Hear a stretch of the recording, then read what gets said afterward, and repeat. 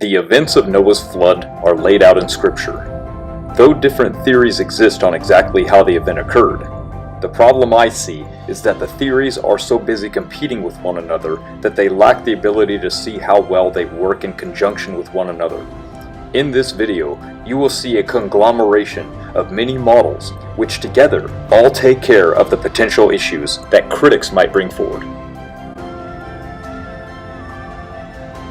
The story of Noah's flood exists around the world.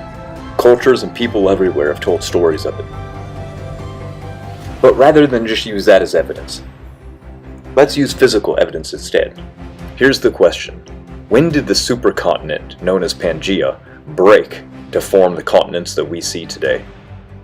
What initially happened was the moon circling the Earth was pulling constantly at the Earth's crust, as it does today.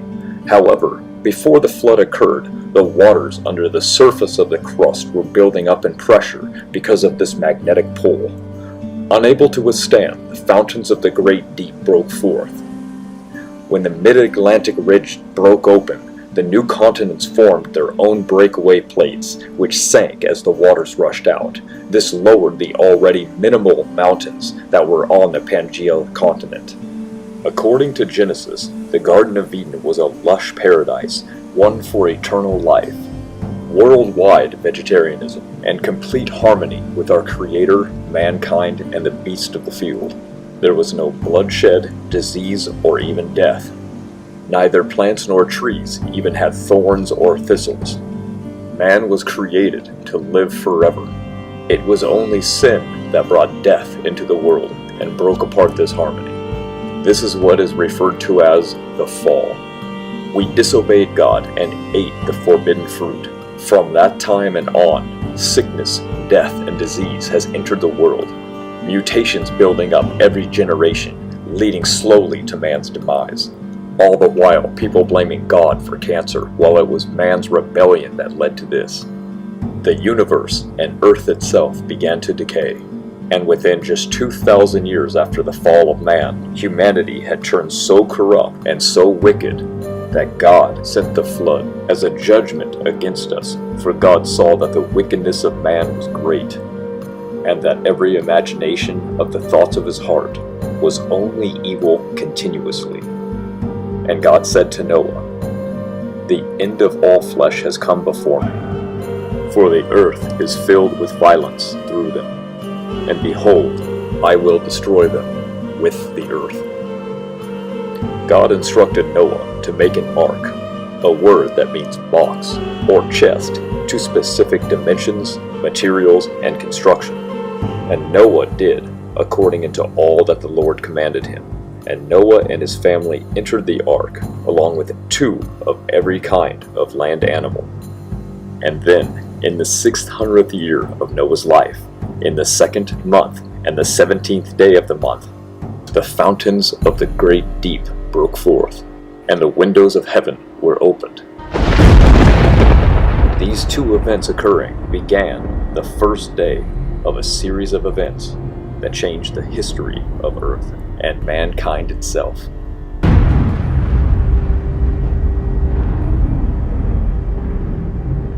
Giant rifts or tears ran thousands of miles across the planet.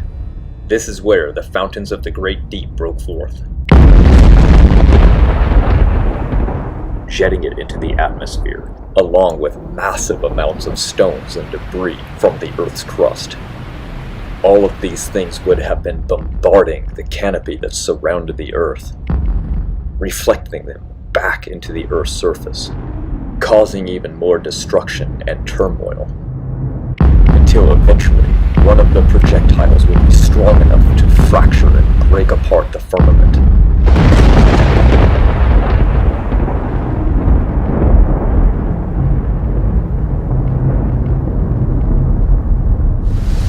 And the water fell back to the Earth as intense global rain.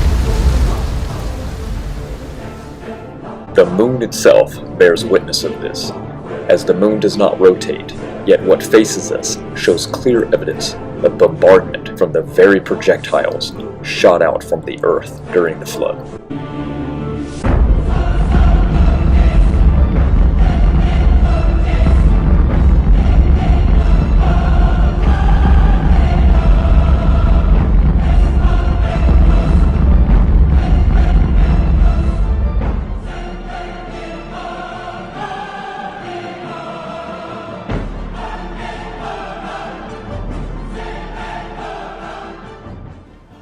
And we also have evidence for this as well. Ask yourself, where was Earth's oldest rock found? That's right, it was found on the moon during the Apollo mission. The evidence that the global flood brought on the Ice Age is abundant. One such example is rapid freezing. Reports describe the apparent near-instant freezing of a flowing river found buried in the frozen ground with fish frozen in place. Rivers do not freeze instantly, they freeze from the top down. The ice insulates the flowing water below, which prevents complete freezing. Here's another great report. 50 oxen were found, trapped in a remote frozen river. They were found attempting to cross when the river froze instantly. It froze them in place, alive, and they were unable to escape. How could a river freeze so quickly that a large, powerful animal could not exit in time? An entire herd of them. And what were they running from? Other findings in the Arctic also indicate rapid freezing. You see, it was a lush, temperate region, not a frozen wasteland from an ice age that was lasting thousands of years. The evidence for this is everywhere. Barren Axel Heiberg Island and Ellesmere Islands have been discovered to harbor a vast array of temperate animals and vegetation, which are now buried under the snow. Note that some animals recovered are burrowing animals that could not dig into rock-hard permafrost. Others are cold-blooded. Large trees were also found. Even more recently, giant camels have been found up in the north as well. In fact, vast frozen, non-fossilized forests that once thrived in the now barren Arctic Circle continue to surface as summer runoff erodes and releases the timber from the frozen muck. Driftwood of large non-native trees released from the seafloor still washes up on the shores of remote islands north of Siberia. Northward flowing rivers erode the muck below and see driftwood collect along their shores as it is carried out to sea. Because there are almost no trees growing now at these latitudes, the natives use these trees for fuel and building material and for burning. Oil drilling in northern Alaska commonly penetrates what is described as a flattened, unfossilized forest under hundreds of feet of frozen muck. There is a glaring problem with this. The frozen trees are not native to the Arctic. These tree species only grow in comparative forest thousands of miles to the south, where it is tropical and warm, proving that this region was also tropical and warm before the flood hit. But the problem is more than just the cold temperatures. These trees need a certain amount of sunlight just to live. And these latitudes do not provide sunlight for these trees to ever have grown. Even if the temperatures were right, there is a reason that these trees show such barren landscapes. Trees do not do well there. The Antarctic also reveals similar evidence that the climate was much warmer. Large deposits of coal and oil indicate large forests and life lived there at one time. Dinosaur fossils also indicate warmer climate. Remember, these indications of rapid and permanent freezing of temperate to tropical flora and fauna are spread over 2 continents, and the type of flora recovered could never grow at the extreme latitudes they are found in. So simple climate change cannot account for what we observe. Therefore, any theory must explain how these plants grew and how they received the solar light from the sun to support them. The evolutionary theory fails 100% in this area. Only the global flood theory provides an answer to this. So, how did it get so cold so fast during the late summer? If the poles were warm, what happened? How did plants get sunlight? How did it stay cold for hundreds of years? The answer to the first question is cold hail. During the early stages of the flood, as the fountains of the Great Deep burst forth and shot water high above the atmosphere, some of the water laden with sediment soon froze as it radiated heat into supercold space. Above the atmosphere, temperatures are well below -150 degrees Fahrenheit.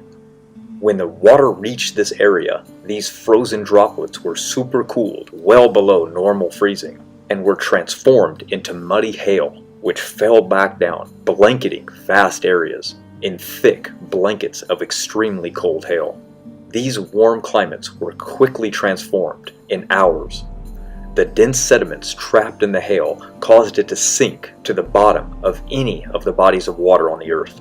The heat from even flowing rivers were quickly absorbed by this super cold hail, and some rivers froze from the bottom up, trapping fish and crossing animals quickly frozen in place.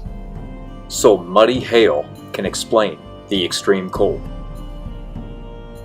Well, what about the woolly mammoth? We're told that these were Arctic creatures, evolved for the cold. Let's remove fact from fiction, shall we? The fiction is that they lived in the cold Arctic climate, and that's what they evolved for. What does their DNA show? That they're related to the Indian elephant. They say that they have a layer of fat for warmth, yet fat is only indicated from abundance of food supply. They don't have blubber. They have fat, like humans do, a subcutaneous layer of fat, and it goes up based on what we eat, not where we live. The mammoth so-called wool is nothing but hair, just like on an ape. Do apes live in the tropics, or do they live in the frozen tundra?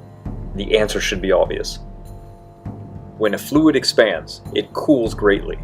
Any remaining heat that was left over after the fountains of the great deep projected water into the upper atmosphere and turned it to ice would have been dumped into space, because space is the perfect heat sink. The great speeds at which the fountains flow mean that there would be little time for heat transfer with the atmosphere as it raced past. Even with some steam formation, Noah was located far away from the mid-Atlantic ridge anyway. So the hot air near any fountain would have dissipated far before reaching him, because air is a very poor conductor of heat. Let me explain.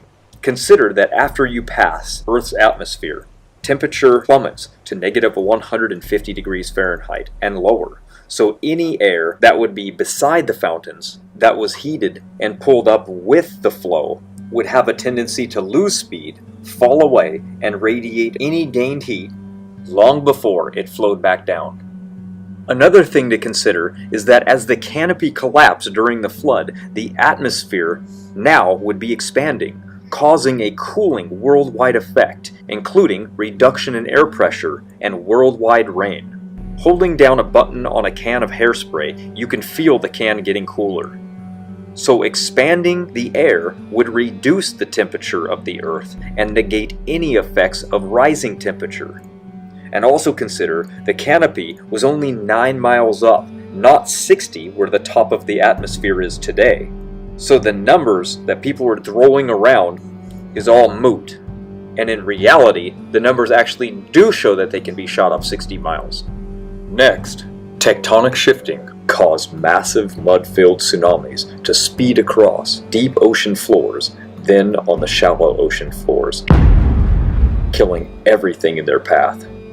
The first megasequence wipes out mostly shallow marine habitats. Fossils show that the first 3 megasequences buried the shallow seas that were filled with marine life, as these deposits have almost no trees or land animals in them. Yet we know that all 3 megasequences covered similar environments across North and South America, including Africa, the 3 continents mapped so far. Another significant lesson was taken from the Japan tsunami of 2011, published in the Journal of Marine Geology. Though the area with the highest record tsunami waves of 20 meters was just west of Kasenama Bay, the sand that these huge waves deposited on land was still only a mere 30 centimeters thick. 20 days after the horrible tsunami hit the port, emergency surveys were conducted in the bay to make sure that ships were able to enter. The initial survey did verify that ships could safely transit in the bay, but they made an unexpected discovery. Large sand dunes had been formed by the tsunami in the seabed. The dunes were typically 6 feet high, 20 meters long, in water 15 meters deep. They refer to these underwater dunes as sand waves. Old Earth geologists specifically argue that sand waves cannot form quickly, nor in fast currents. Therefore, they can get away with saying that sand waves found in the geologic column represents deep time. And that way they can exclude a watery catastrophe, especially on the scale of a global flood. We see multiple surprises. Not only did sand waves form fast, with a fast current, they formed in surprisingly deep water. So every assumption that evolutionists make is completely wrong with the observable evidence. So sand wave formation can be made during a global flood. So now, all these things that these evolutionists have said debunked the global flood are now confirmation of Noah's flood.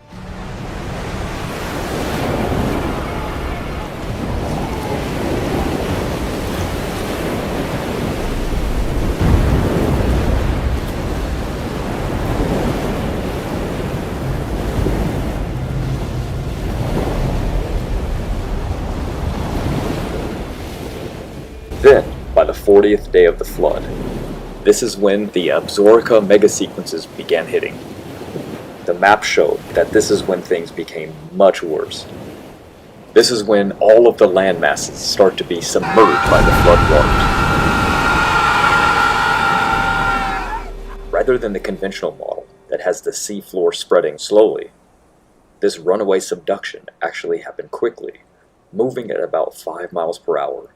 As the diving ocean plates subducting under the land, they push down the continental edges and then release them, creating tsunami cycles that blanket the continents.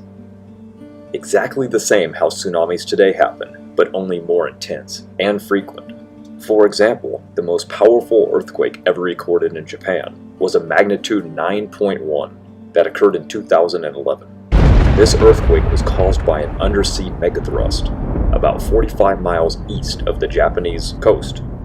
At the center, there was a 160-foot slip between the overriding plate that was part of Japan and the underlying Pacific plate. The sea bottom rose about 23 feet when the vault unlocked, and the resulting earthquake triggered a devastating tsunami that was 133 feet above sea level and traveled inland for about 6 miles.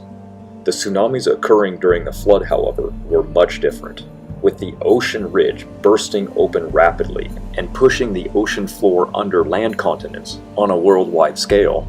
Tsunamis were happening in cycles, several every hour, and with long stretches of subduction zones active at the same time. The incoming phase of a tsunami has a much higher speed and is highly turbulent, which keeps the sediment in suspension, but it leaves behind layers of sediment as it slows down in the retreating phase. This cycle repeats several times every hour during the first 40-day inundation period of the flood. First, entombing the shallow marine life, followed by land creatures in different habitats and elevations, leaving behind what we see today in the fossil record. These types of tsunamis have even occurred in recent history, such as the tsunami caused by slipping ocean plates that hit the coast of Washington in 1700 and left behind multiple layers representing each wave of the tsunami. Recent seismic technology actually allows us to investigate whether this type of rapid subduction occurred. Sure enough, these scans reveal a ring of unexpectedly cold rock at the bottom of the mantle, beneath the subduction zones. And while the evidence shows that this rapid subduction occurred, critics still have a problem with the heat generated from this. So let's answer this now. What I believe they just don't understand is that while subduction is occurring quickly, heat from this friction is being produced. They consider this the heat problem. However, what they don't realize is that because the icy hail that brought on this ice age and global reduction of temperatures, freezing lakes, and reducing the ocean's temperature greatly, the heat generated would not be a problem whatsoever. The oceans would have absorbed this heat easily. It would be like pouring liquid lava into your pool. It would do nothing to change the temperature of that pool. The severity and elevation of this stage of the flood is why the first land creatures and plants start showing up in the fossil record, laid down by the Absaroka megasequence. Entire ecosystems are buried in enormous deposits that later turn into coal, such as the extensive Appalachian coal beds. In fact, the US has over 7 trillion tons of coal reserves. But where did it come from? While we know that dead plant material being sandwiched between sediments, is the cause. We know that we don't have enough vegetation on the Earth to produce that much. This proves that the pre-flood world was mostly covered by lush vegetation, and the rising flood waters and tsunamis were necessary to sweep over the lands and cover this vegetation to form the coal that we now see in this world today. Noah's flood is the only explanation. The fact that over a dozen states in the United States are filled with dinosaur fossils buried under heaps of mud also attests to the flood. In fact, geologists have found a temporarily exposed dinosaur peninsula where the dinosaurs made their last stand, now buried there along with lake and sea life, transported by the massive waves that they could not outrun. The earlier flood deposits, the first 3 megasequences, do not seem to have deposited much material. Only a few hundred yards of sediment remain, and in many places, no deposition is left at all. Deposits thousands of feet thick occur east and west of this temporarily exposed peninsula that extends from Minnesota all the way down to New Mexico. Now buried across it are pre-flood wet plants and animals, including dinosaurs, turtles, frogs, fish, and many birds. Thousands of dinosaur trackways up and down this peninsula, plus similar temporarily exposed low areas of other continents, prove that dying dinosaurs and other hardy trackmakers were fighting for their life, wading through heavy mud and sediments and water that was rising to try and kill them. Another piece of evidence, we have what was called a dinosaur stampede of fossil footprints in Australia, presumed to have been made on land. The tracks were recently reinterpreted to have been made in water, with many of the tracks being made by swimming dinosaurs. The report came out in the January 8th Journal of Vertebrate Paleontology, documenting a fossil site in Western Australia, where many of the tracks are nothing more than scratch marks from what was obviously a dinosaur, being buoyed up by the water, clawing at the dirt as it swam along. This is one of many tracks found there and around the world. But all dinosaur tracks have water somewhat involved. Every single one of the dinosaur track sites were made in what best can be described as tidal flats. Jenny McGuire and Deborah Mickelson of Colorado University at Boulder presented a paper at the 2005 GSA documenting what appeared to be a trail of dinosaur tracks from a dinosaur walking and getting buoyed up by the water, more and more losing contact with the seafloor. However, the drawing that they depicted is not the reality of what happened whatsoever. This is more evolutionist storytelling and blatant lies to your face. The fossil footprints are in the middle of a series of rock layers. According to Steno's stratigraphic principles laid out in the 1600s and still adhered to today, it would be assumed that those layers were laid down horizontally. This wasn't some seashore. The principles of initial horizontality, strata either perpendicular to the horizon or inclined to the horizon, were at one time parallel to the horizon, and nobody disagrees with this. Therefore, these tracks were not made by some dinosaur walking into the sea, but rather the dinosaur was on flat ground in what is called a tidal flat. And as the dinosaur was happily walking along, the water came in and buoyed up the dinosaur until it lost contact with the ground. This is powerful evidence that Noah's flood was true, not some dinosaur as they portray walking into the sea, especially in light of the fact that other dinosaur tracks were found in that area that were not swimming, meaning they outran the floodwaters in that area, as where this one did not. There's more evidence for this in Glen Rose, Texas. The late Cretaceous rock of Glen Rose, Texas, famous today for its so-called human footprints with dinosaur tracks, that layer is acknowledged by the evolutionary community as a tidal flat, except that huge tidal flat covers a huge portion of North America. That layer has countless clam burrows from clams that were obviously buried alive catastrophically by mud. Dinosaurs walked in that mud, More layers were laid down during the tidal waves. Then the clams attempted to burrow their way out through those layers. The clams are found by the millions, possibly billions, all buried alive in the closed position, just a few layers above the dinosaur footprints. Now tell me, do you think that that was accomplished over millions of years, or a giant water catastrophe? The evidence is best explained, and I would dare say only explained, by Noah's flood. Then the massive Zuni megasequence hits. The Absaroka and Zuni megasequences are the most severe because the continental plates began to move more quickly from the original Pangaea-like supercontinent configuration to where they are today. With oceanic rifting and plate subduction increasing dramatically and the continents traveling apart quickly, the tsunami-like waves began washing across the western North America while virtually no sedimentation is occurring in the east. When coming up over the Dinosaur Peninsula, the Zuni catastrophically buried dinosaurs in the Morrison Formation, a 13-state area encompassing over 700,000 square miles. This Jurassic unit includes at least 141 massive dinosaur bone graveyards, where dinosaurs like the Tamarasaurus, Diplodocus, Apatosaurus, Stegosaurus, and Allosaurus are found.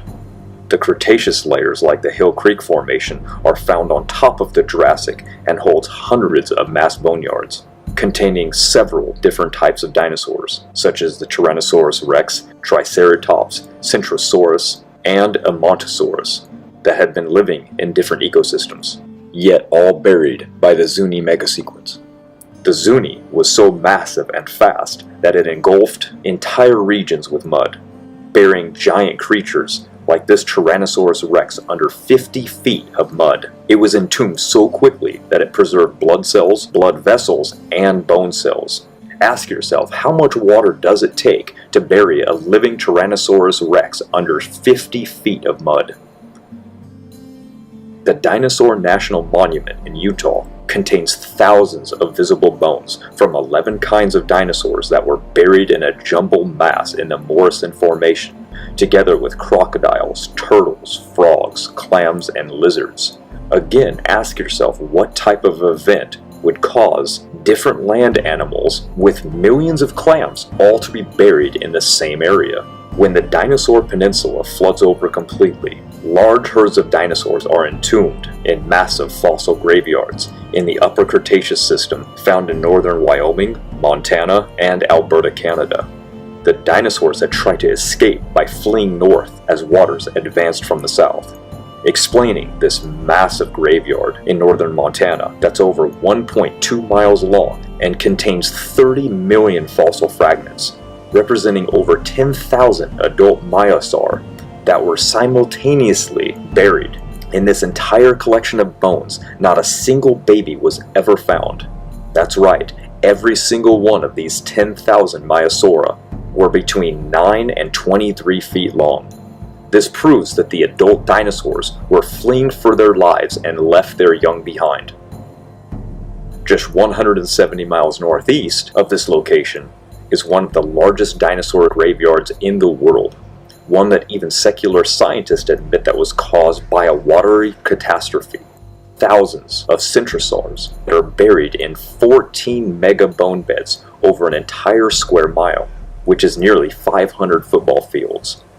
The massive herd of these creatures, thousands of them, were simultaneously buried in mud by Noah's flood. Just 45 miles west from this location is yet another massive flood deposit, and this one even has 49 different species of dinosaurs in it, buried along with turtles, crocodiles, fish, flying reptiles, birds, and small mammals. What type of disaster could bury nearly 50 different species that would never be near each other, and many other types of animals, including marine life, all together in mass graves?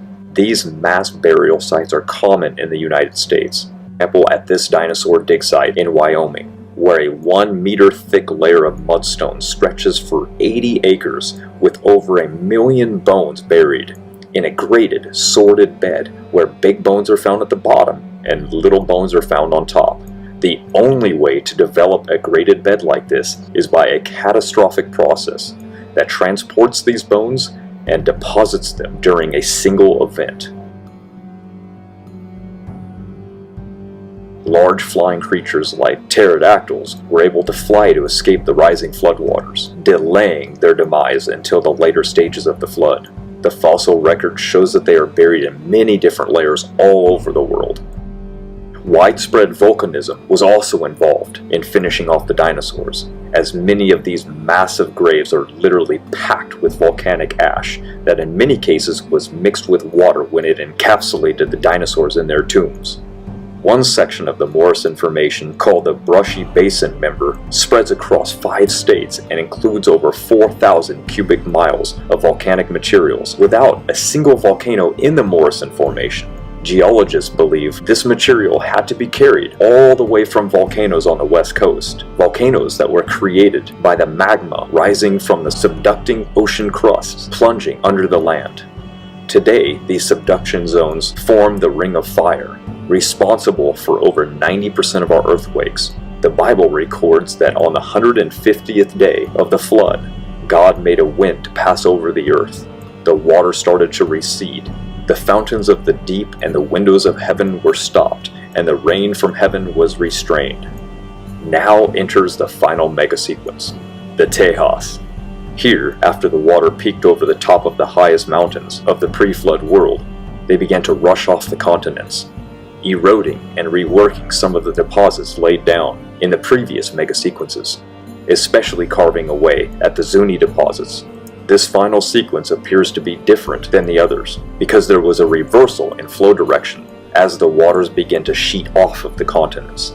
This flow reversal transported much of the fossils deposited earlier off the highest uplands, spreading them towards the edges of the continents, and the evidence points to the Tejas draining the flood waters southward, off of the US towards the Gulf of Mexico, with a sheet wash pattern all at once. This is why we find massive sand deposits in the deep water off the Gulf of Mexico. Billions of barrels of oil have been discovered there, with much of it found within a massive 1,100 foot thick bed of pure sand in over 7,000 feet of water over 200 miles offshore.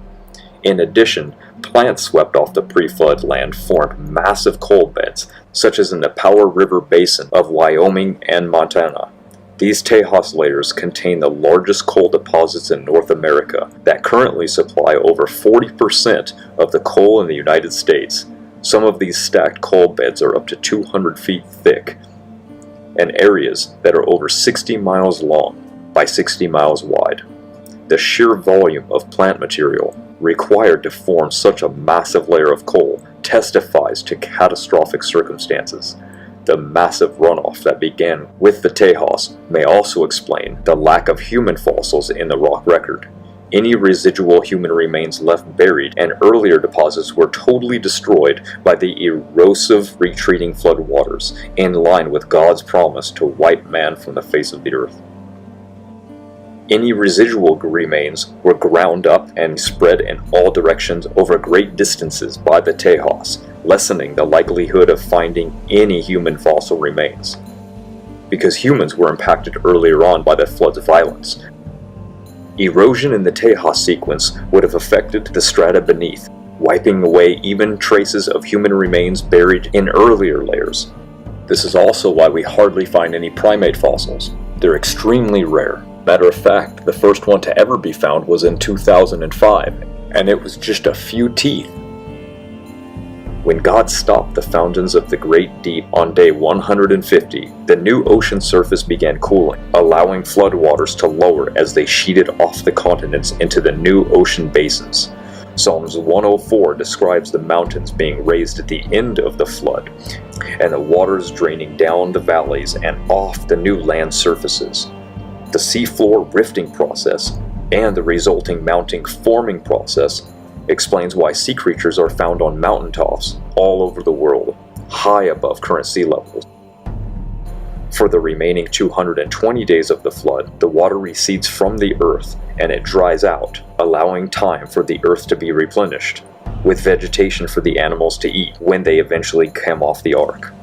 This year-long catastrophe left behind a vast number of proofs that, quite frankly, make its occurrence obvious. First, we have the staggering volume of fossil-bearing sedimentary rocks around the world, over 1 mile thick on average, including billions of dead things buried in rock layers laid down by water all over the earth. And the sediment that they are found in lies above sea level. What sort of water process could place so much sediment above sea level, on top of the land surfaces? Another clue is the vast horizontal extent of individual sediment layers, with little or no erosional channeling between successive layers. What sort of transport and depositional process could conceivably generate such uniform layers over such vast horizontal distances? Many of these layered beds are separated by bedding planes on the scale of inches to feet, a feature so common that if you stop to think about how it happened, it's as if the sediment is being deposited in pulses in a repeating manner, with each pulse producing a thin layer commonly found around the world. The flood tsunamis provide this perfect explanation, and it happens so quickly. There was no time between the deposition layers for surviving critters to burrow into the ground and turn them over. This is known as bioturbation. This is another major problem for long-scale evolution. You see, when living creatures burrow into the ground, they leave behind evidence that they did this. Traces that we should be able to see. These geologic layers of supposed ecosystems should be filled with evidence of bioturbation. Yet the evidence is not there, proving that these layers are not even hundreds of years old, let alone millions.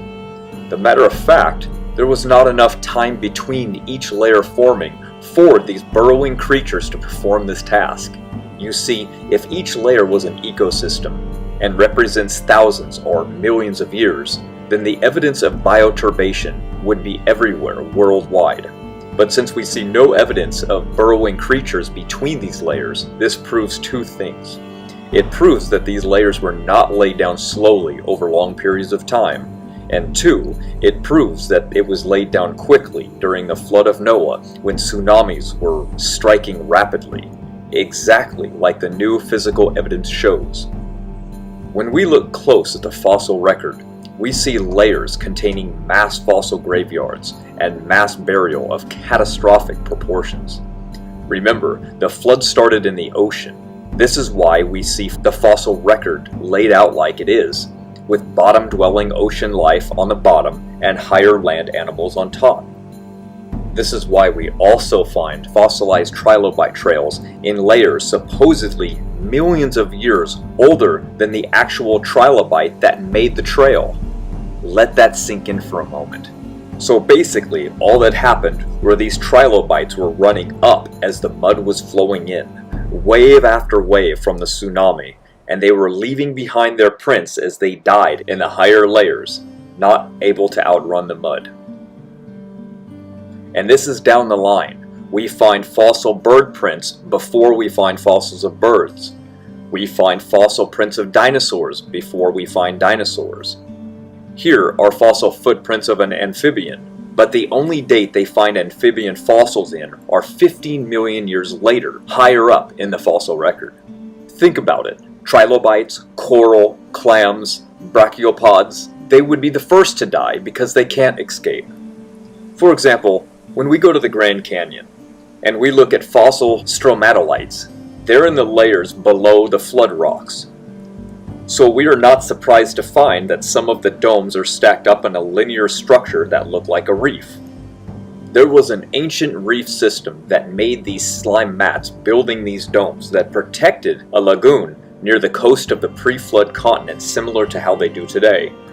When the flood came, it buried that pre-flood reef and fossilized it perfectly, and it buried the creatures that were in that lagoon before the waters rose up to cover the continents. Again, we see evidence of quickly buried history. We find fossilized raindrops, ripples from water, footprints going through geological layers of time that would be impossible if these layers were laid down over millions of years. All of this evidence proves Noah's flood, not million years of evolution. You see, Charles Lyell invented the geologic column, not because of the evidence, but because he had a clear agenda to do so. In his words, it was to free the science of Moses. Even Darwin acknowledged the inconsistencies of geology. He admitted not seeing what should be expected everywhere. Stephen Jay Gould admitted the same thing in 1980. This is well over 100 years after Darwin admitted the same thing. To their dismay, David Raup agreed. He stated, "Well, we know we are now about 120 years after Darwin, and the knowledge of the fossil record has been greatly expanded. The record of evolution is still surprisingly jerky, and ironically, we have even fewer examples of evolutionary transitions than we had in Darwin's time." Just lining things up on a table and telling a story is probably fun, especially for kids, but that's not science. The Grand Canyon is a great example for anybody to look at because it was fractured open, perhaps by an earthquake, and we can now see the layers easily. There is virtually no erosion features between the layers when they are inspected. Also, you will notice layers have eroded flat. Flat is not how ecosystems exist. We find no fossils of death in pre-flood rock layers because no catastrophic event took place to preserve them.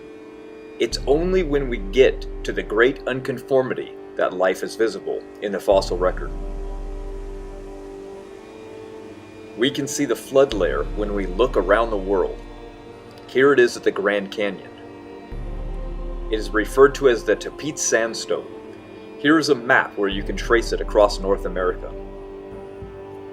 So, what do the rock layers show? Ocean waters flooded over all the continents. Evidence for this is obvious in that there are marine fossils on the top of all mountains on Earth. There is widespread, rapidly deposited rock layers. These rock layers can be traced all the way across continents and between them.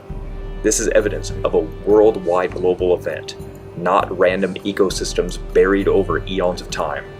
Even museums today acknowledge that dinosaur graveyards, marine life, trees, and more were all buried quickly by a catastrophic water event. The fossil layers are 100% evidence of Noah's flood.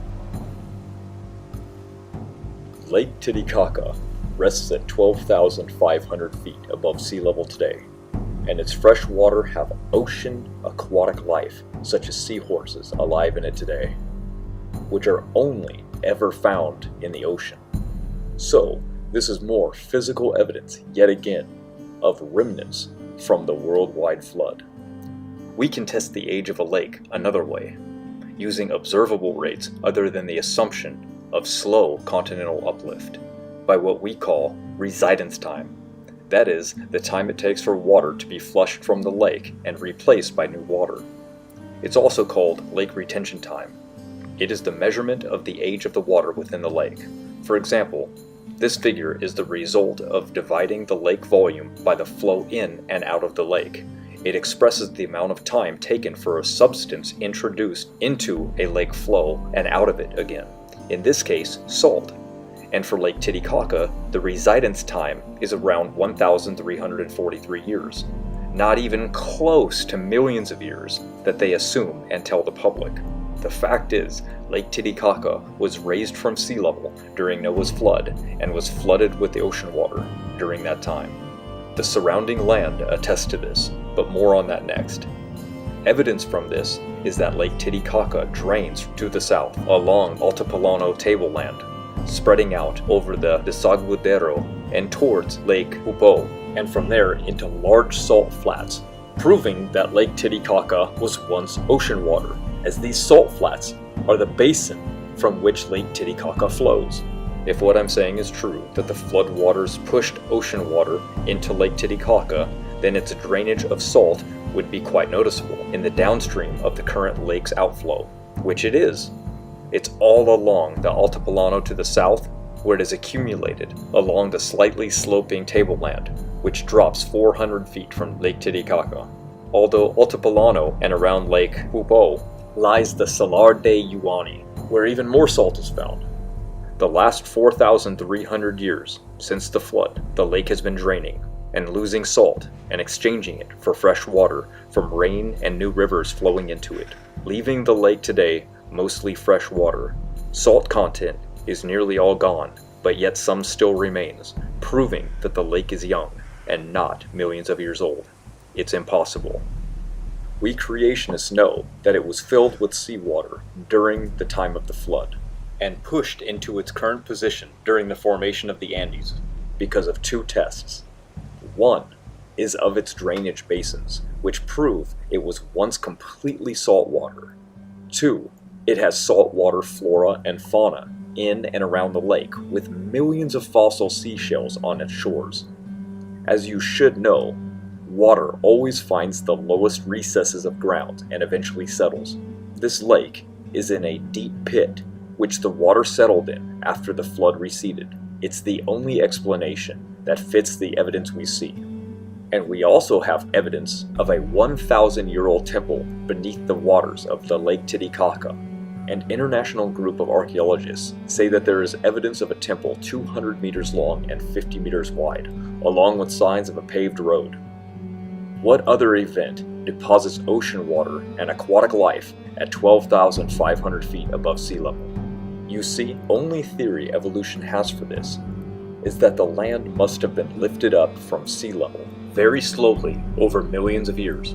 But their rescuing device for this fails because this supposed continental uplift puts this occurrence before humans supposedly evolved.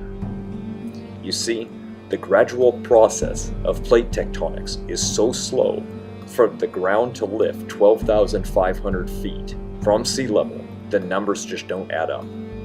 But wait, what about the seahorses? How can seahorses adapt so quickly to such a new environment right after the flood? The answer lies in their genes. They lack or lost many of the genes which would have caused them to die otherwise. This is why we don't see a lot more ocean life in that lake today. They were unable to adapt to the salt content changing to fresh water. Pumapunku is in Bolivia. It is a perfect example of an antediluvian structure that we can see today. At 13,000 feet elevation, it's a South American ruin that predates the Mayans. This massive structure, with its advanced stonework, was destroyed in a flood. First of all, for a flood to reach 13,000 feet elevation is pretty incredible. Next, for a flood to move these megaton blocks and bury them in over 8 feet of mud is even more astounding. As you can see, many blocks are still covered to this day. Who knows how much is hidden from sight. The flood was so powerful that it not only buried the city, but was able to break apart these stones, and some of them were moved, weighing 131 metric tons. Since no rivers flow into Lake Titicaca, which is the nearest water source to Pumapunku, the only explanation for the submerged ruins by scientists is that a major flood occurred that reached over 2 miles above sea level. Only a global flood could do this.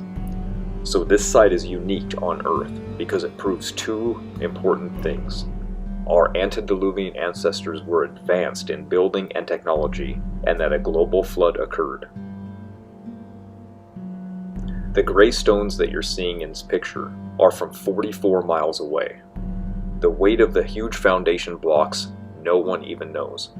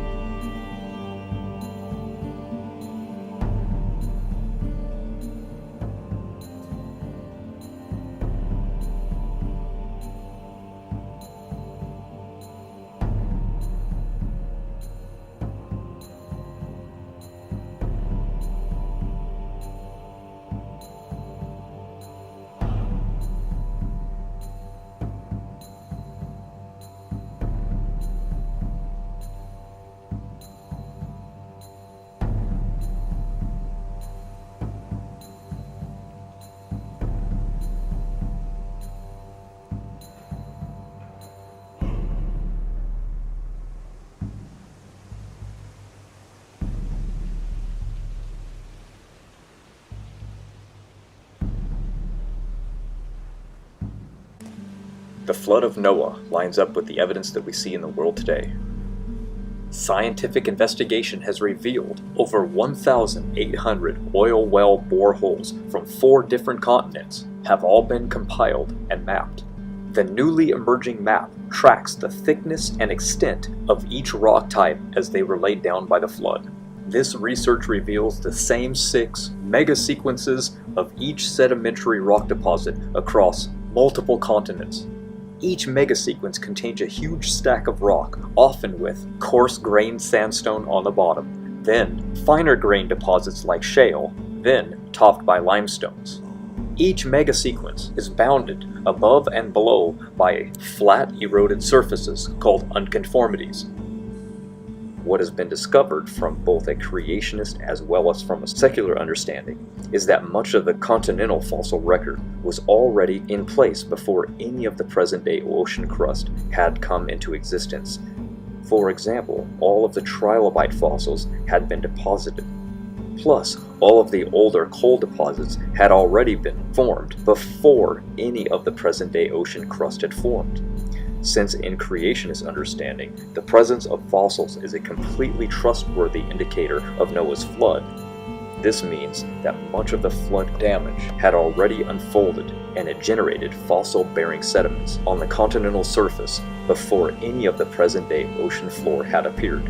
It further implies that all of today's ocean floor formed since the onset of the flood during roughly the latter half of the cataclysm. It also means that all of the pre-flood ocean floor, plus the ocean floor formed during the earlier portion of the flood, must have been recycled into the Earth's interior during the cataclysm. These considerations indicate in a compelling way that rapid plate tectonics must have been a major aspect of the year-long flood catastrophe. This 6 megasequence worldwide flooding process perfectly set the stage for the subsequent ice age, and the creation of a completely new seafloor of hot lava as a consequence. This caused an abnormal amount of evaporation, and thus continuous rain that was likely worldwide. The volcanic activity that created the Ring of Fire would have spewed volumes of ash and aerosols high into the atmosphere, keeping the now frozen Earth in an ice age for hundreds of years to come. And sure enough, the first megasequence's rocks show a spike in volcanic activity and massive amounts of carbon dioxide. At this point, the newly formed continents drifted with great speeds, impacting one another, forming the mountains that we see in the world today. And, for the first time ever, new megasequence maps allow us to see how Noah's flood shaped our entire planet, just like the Bible said, including reconfiguring the continents.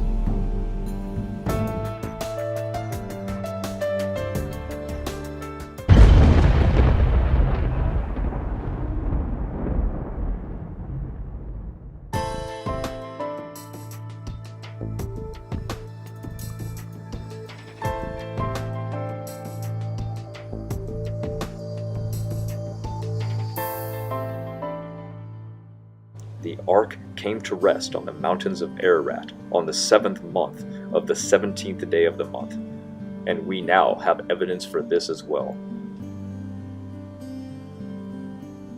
We have discovered 2 amazing things. At the base of Mount Ararat, they discovered many drog stones. These gigantic stones are strewn about as though they were cut from the ship as the water receded. They are almost in a straight line pattern over 8 miles approaching the mountains. What these are for is counterbalance for a ship during huge waves. When they discovered these, they wanted to actually put this to the test and see that if a ship which weighed as much and was shaped like the Ark, would it withstand massive tidal waves. The results showed perfect results that line up exactly with what we would expect if Noah's Ark was true.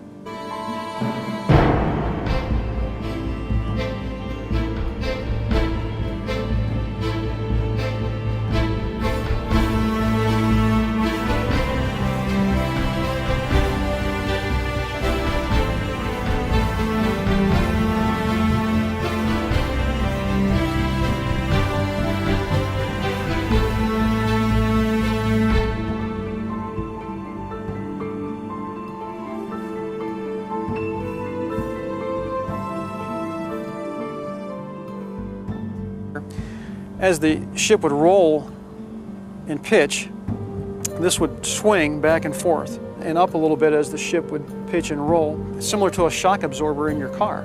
And it's slowing down that momentum that would be created from that. So quite amazing that Noah's Ark would use that kind of technology.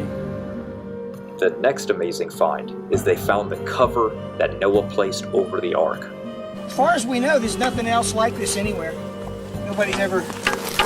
My goodness. It's got crosses that are very faintly carved on it. You got a big one here. You got a small one right there. One here. You ever see? It looks like a little bit like pine bark. It sounds like metal. How would the anchor stone be wood? This isn't an anchor stone. Oh, I see. At one point it says, and Noah came out of the ark and he took the cover off, or he threw the cover off. This is a rather unique thing. It has the appearance and the texture of some kind of a bark. That is the cross. Right? That is the cross. There you go. That is incredible. It has a very hollow sound. Very hollow. It sounds like metal.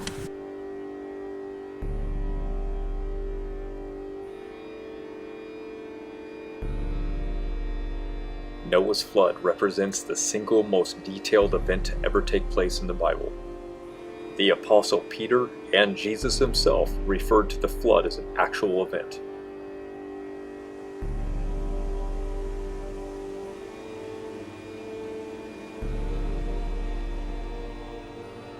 Remember, when things die on land, they get eaten or degrade rather fast. The odds of life dying to make the quantity of oil that we find on Earth today is best explained by the flood. It's also safe to say that the fossil record is not valid when we find evidence of discrepancies in the record. And guess what? We do. The upside-down geologic column in Pakistan is one such place. At the foot of the Karakoram Mountains in the Salt Range Formation, scientists have discovered fossilized plants and insects. From the evolutionary perspective, these remains belong to the upper part of the geological column. However, this formation lies beneath the Cambrian rock, which is dated back to over 400 million years. Discoveries such as these support the biblical version of the Earth's history, whereby the geological column is primarily a consequence of the global flood and its aftermath. It is no surprise that there is some order to the fossil record, such as sea creatures buried beneath land creatures, and mobile creatures such as birds near the top. But, since as the Salt Range Formation testifies, the ordered charts that adorn textbooks aren't always what they find in the field. Many results today have kicked evolution hard in the dirt. They have found complete stasis in the entire Pliocene era. We also know that the Ashley phosphate beds in North Carolina have found human bones and artifacts with dinosaurs together. Also remember that they also found modern-day birds dating back in the Cambrian rock layers which supposedly evolved from dinosaurs. It's a total mess. Also consider that many of the biggest dinosaurs, such as the long-necked sauropods like Brachiosaurus, Titanosaurus, and Apatosaurus, would have eaten colossal amounts of vegetation. So why do we not find such abundance of these plants in the rocks containing these dinosaur fossils? Take for example the Morrison Formation in Montana. Even though this formation had yielded many dinosaur fossils, they're very scarce in vegetation. This phenomenon of missing vegetation doesn't just apply to dinosaurs or their rock layers. The Coconino Sandstone in the Grand Canyon has many animal trackways, but it's almost devoid of plants. These rocks tell us something profound about Earth's history. They suggest that these deposits laid down are not ecosystems buried over eons of time. Otherwise, we'd find more evidence as plants that the animals ate. Instead, the evidence fits nicely with the biblical model of early Earth's history, whereas these animals were transported and buried catastrophically during Noah's flood. Geologists have assumed and say that calm weather conditions are required for these settling processes to occur to form mudstone. Therefore, whenever they encounter mud deposits, they interpret them as forming in tranquil water environments.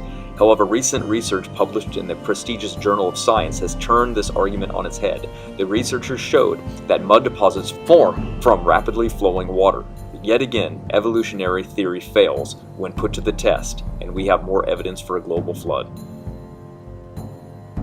Evolutionary geologists claim that the Grand Canyon is the best and most complete geologic column on Earth.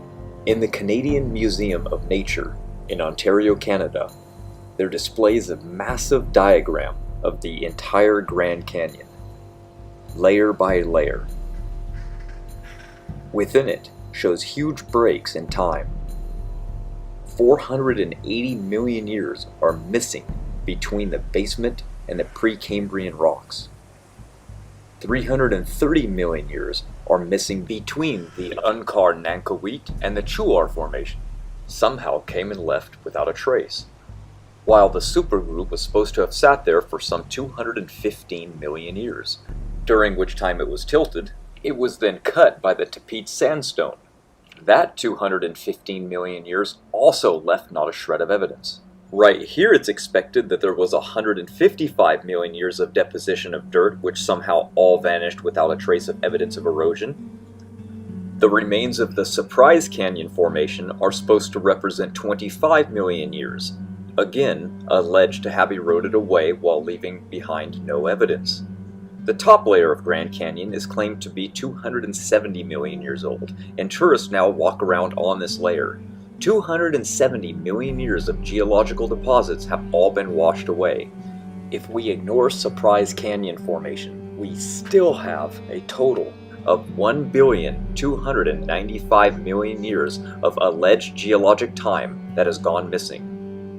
This all adds up to a staggering 81% of the geologic column, which is absent without a trace in what is described as surely the finest record of geological history anywhere on Earth.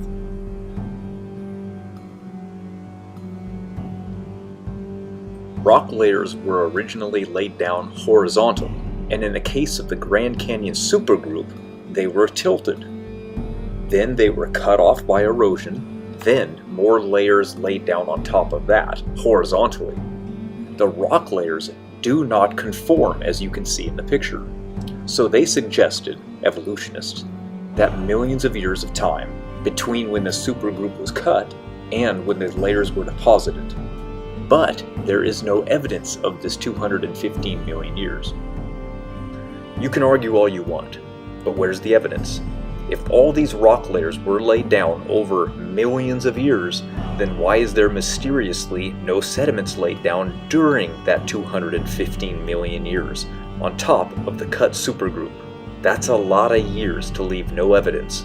I mean, think about it just for a second. Scientific studies have shown that sediments and even dust particles accumulate at even as low as 1 millimeter per year. At that rate, in 215 million years, that would accumulate 215,000 meters. That's over 700,000 feet of dust, debris, and ecosystem remnants that should be visible. There is no accumulation of these sediments of the alleged 215 million years of time at the unconformity layer. It's not the sediments that are missing, it's the time that's missing.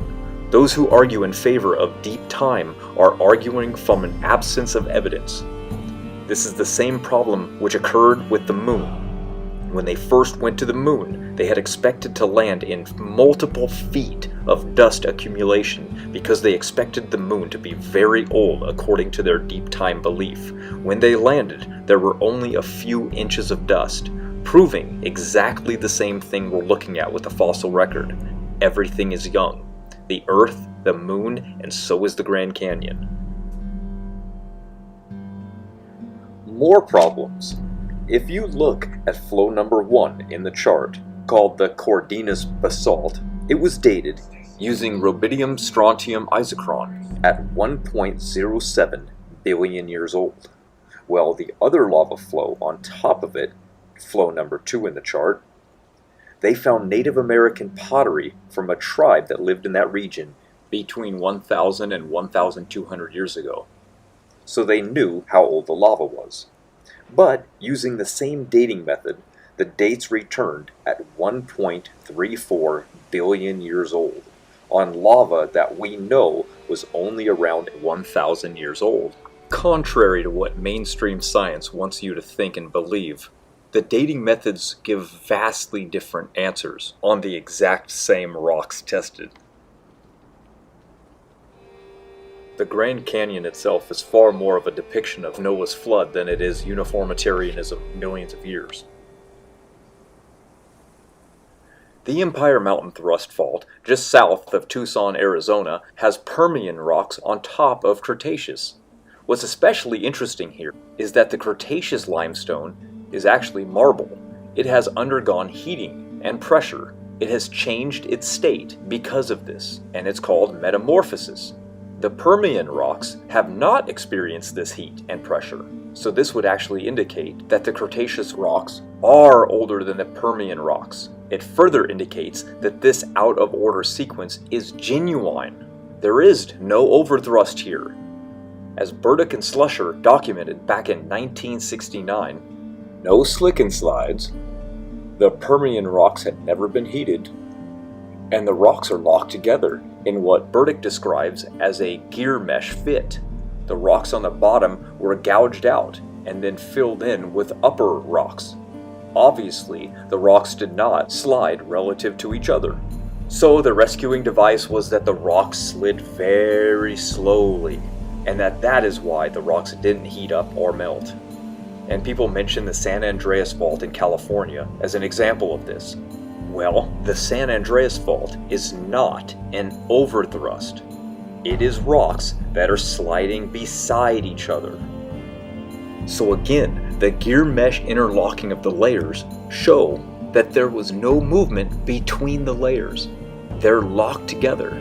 And this is secular scientists that agree to this. This isn't some creationist propaganda. These are not overthrust. They again are genuine sequences of reversals of the evolutionary timescale. Regardless, there are far more problems with the geologic column around the world. What I have presented to you are examples after examples and evidence after evidence that there are layers that are out of sequence and order, evolutionary speaking, that there are hundreds of these in North America alone. And even if there was just one of these, it would invalidate the geologic column and ultimately evolutionary theory. And because there are far more than just one, it also invalidates the geologic history of Earth, because these are supposed to be sequences of time. And if these are not sequences of time, they cannot use these for evidence of time. So in conclusion, these are not thrust faults. They are invalidations of the fictitious geologic column and deep time. I am astonished by the secular camp and the atheists who can see this evidence for themselves and deny it, and then get mad at us for showing them that they were lied to, and then they take the liar's side, defending them. It is complete insanity. But let's move on, I digress. Here's the most recent refinement. I love this, by the way. The Geological Society of America has claimed to be able to date parts of the scale with an accuracy of 0.05% accuracy. With such horrible precision, you shouldn't even question why they get dates wrong so often. Everything they feed the public is for the story they want to wield. They have no evidence. They make it up as they go along. There were at least 6 different skeletons found on the island of Guadeloupe in the 1800s. These skeletons were of completely modern human beings found in rocks dated 25 million years old, according to evolution. Yet according to evolutionary theory, humans haven't been around for at least 100 to 200,000 years. So now you probably know why these skeletons are not on display. One of them was on display at the British Museum of Natural History for over 50 years. That was until evolutionary theory took hold. In total, they excavated over 30,000 different bones and remains from that rock layer, which is dated at around 25 million years old. And like all evidence that comes out against evolutionary theory, it's buried in the basement of a museum to never be seen or heard from again.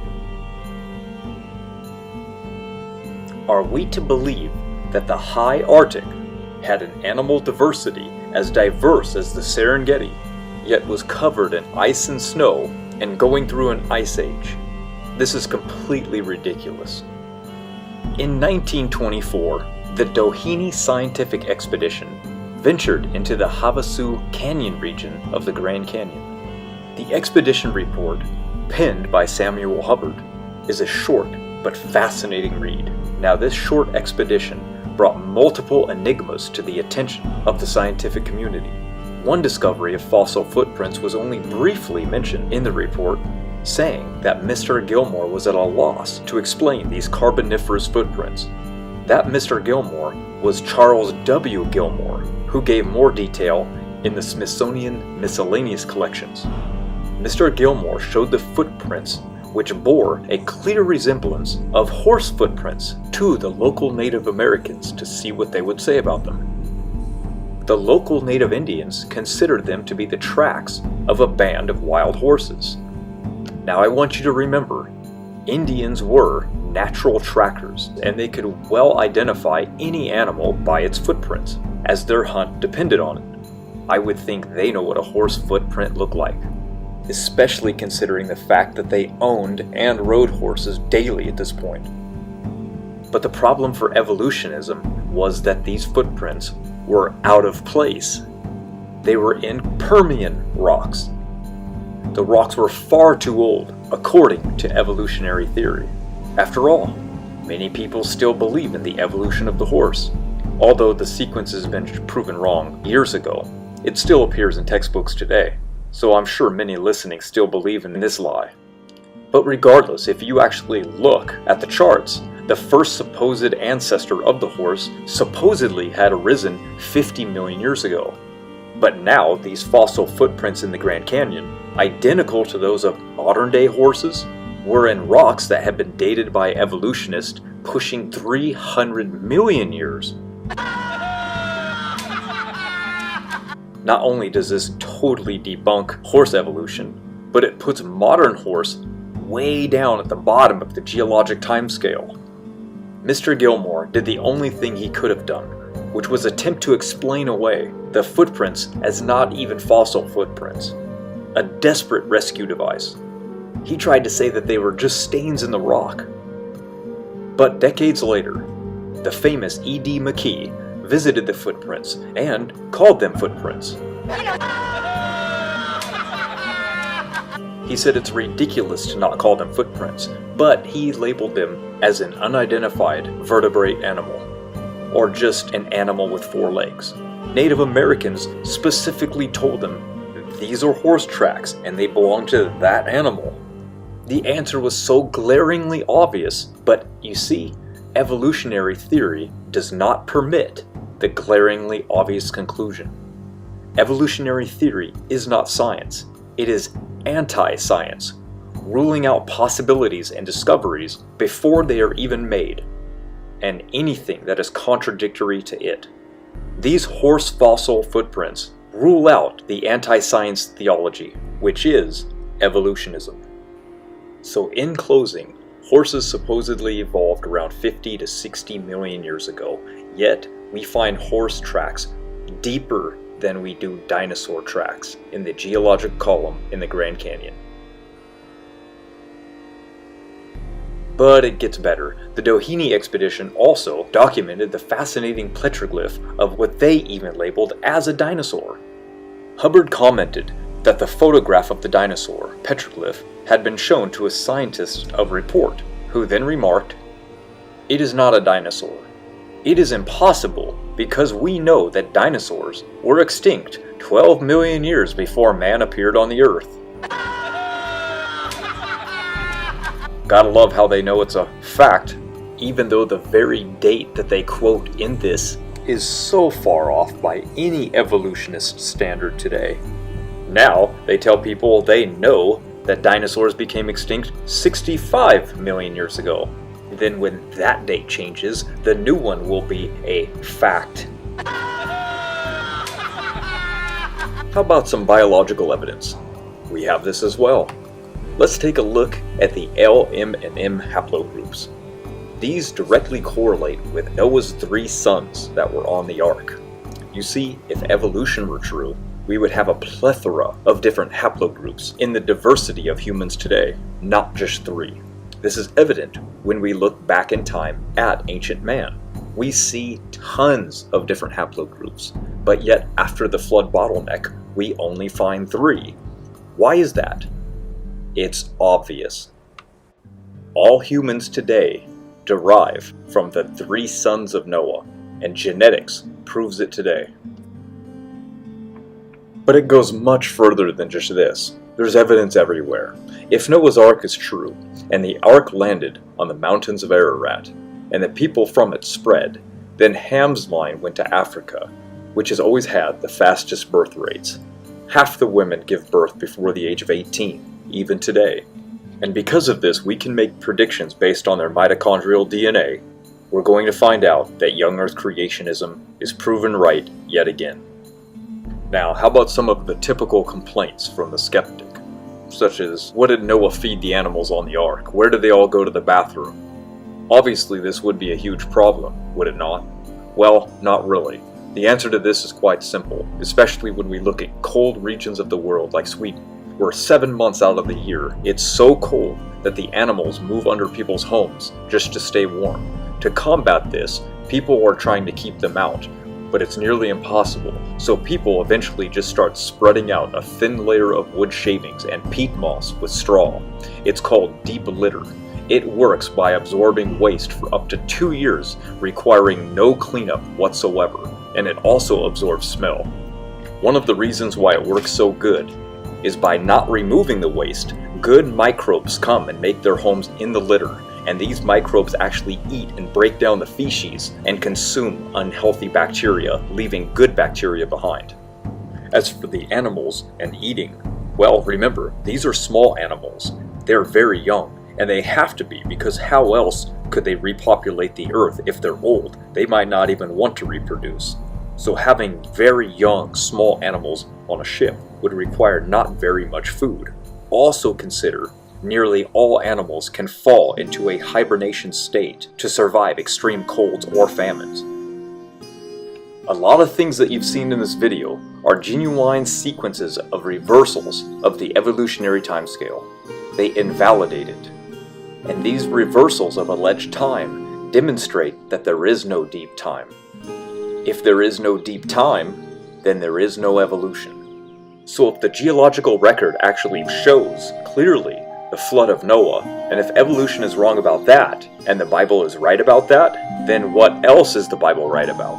You see, Jesus talked about the worldwide flood as a fact.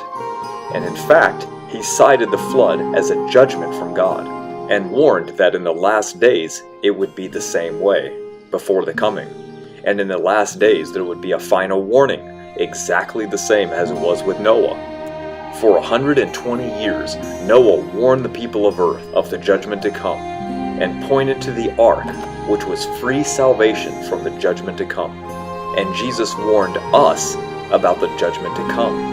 And Jesus is that salvation, and that kingdom is coming in the clouds, and every eye shall see it, and it will be too late, just as it was in the days of Noah, as the ark was sealed.